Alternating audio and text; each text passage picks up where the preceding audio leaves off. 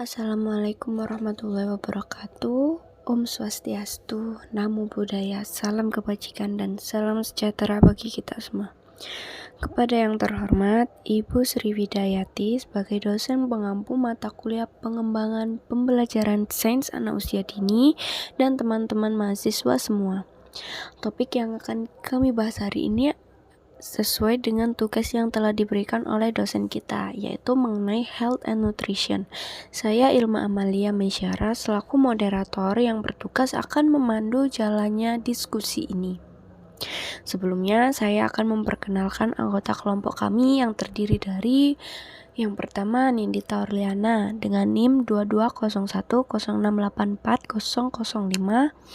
Kemudian saya yang kedua, Ilma Amalia Mesyara dengan NIM 220106840021.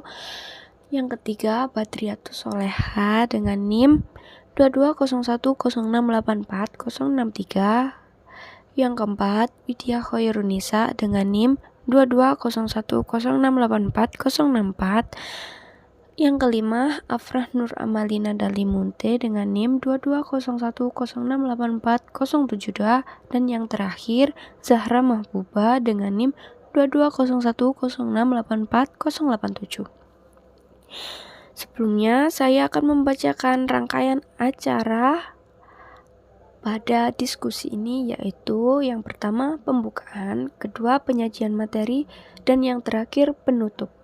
Acara yang pertama adalah pembukaan yang diawali dengan Bismillahirrahmanirrahim, dan selanjutnya adalah penyampaian materi sebagai inti acara. Nah, di sini kita akan membahas tentang health and nutrition, tentang pengertiannya, tujuan, dan contoh penerapan. Nah, pengertiannya akan disampaikan oleh rekan presentator saya yang lainnya. Untuk pembahasan yang pertama yaitu pengertian dari health dan nutrition. Health atau kesehatan adalah pengembangan sumber daya manusia yang membantu anak-anak dan orang dewasa beradaptasi dengan tantangan kehidupan sehari-hari, melawan infeksi, mengatasi kesulitan, merasakan kesejahteraan, dan berinteraksi dengan lingkungan. Kemudian untuk nutrition atau nutrisi merupakan salah satu komponen penting yang menunjang kelangsungan proses tumbuh kembang. Nutrisi berfungsi menghasilkan energi bagi fungsi organ, gerak, dan fungsi fisik, sebagai bahan dasar untuk pembentukan dan perbaikan jaringan sel-sel tubuh dan sebagai pelindung dan pengatur suhu tubuh, menurut Tarwoto dan Wartona tahun 2006.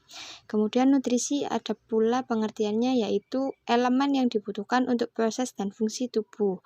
Kebutuhan energi didapatkan dari berbagai nutrisi seperti karbohidrat, protein, lemak, air, vitamin, dan mineral yang menurut A.P. Potter dan Perry tahun 2010. Yang selanjutnya yaitu adalah tujuan dari health dan nutrition.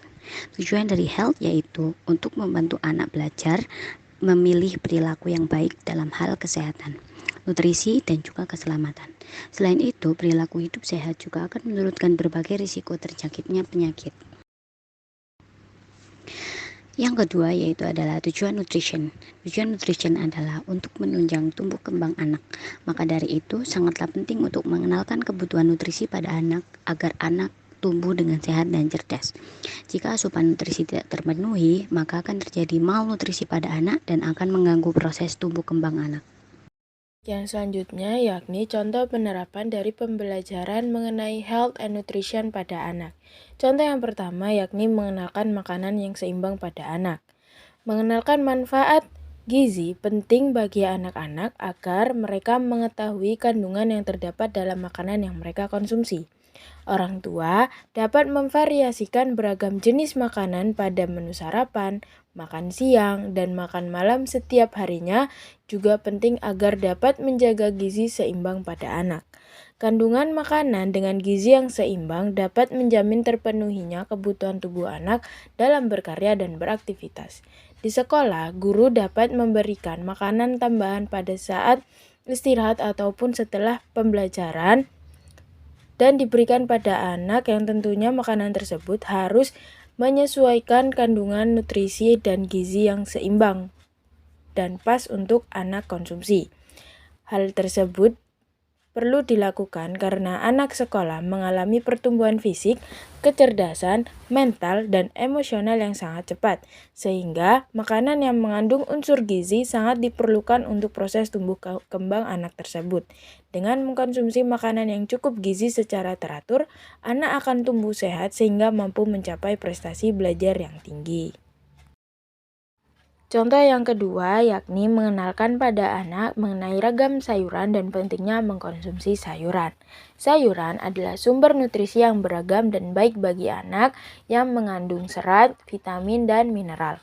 Terpenuhinya kebutuhan nutrisi dengan rutin mengkonsumsi sayuran bisa membuat anak jadi tidak gampang sakit dan membantu tumbuh kembangnya menjadi lebih optimal. Di sekolah, guru dapat mengenalkan ragam sayuran dan pentingnya mengkonsumsi sayuran dengan cara membawa contoh yang konkret, seperti membawa sayur sawi, sayur kangkung, ataupun sayuran lainnya yang sering dijumpai oleh anak.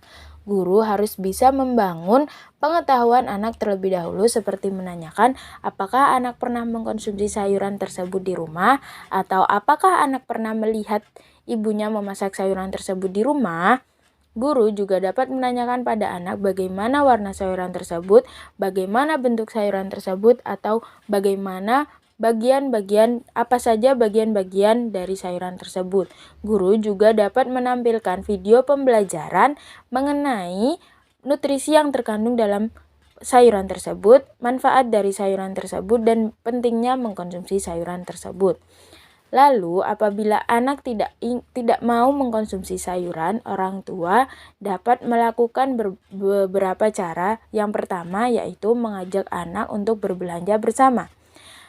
Anak dapat bebas memilih sayuran yang ingin ia makan, dan orang tua juga dapat memberikan pengetahuan mengenai ragam sayuran dengan mengajak anak tersebut ke berbelanja bersama.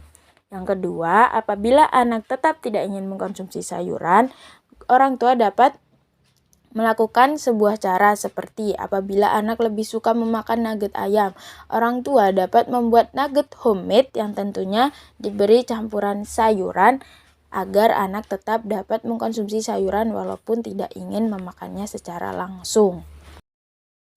Yang ketiga, beri anak buah-buahan. Selain asupan protein untuk anak usia dini, karbohidrat dan lemak, zat gizi lain yang tidak kalah penting bagi anak yaitu asupan serat, mineral, dan vitamin untuk anak. Jadi, kita itu bisa membantu untuk memenuhi kebutuhan vitaminnya, mineral, serta serat anak sekaligus dengan memberikan berbagai jenis buah-buahan.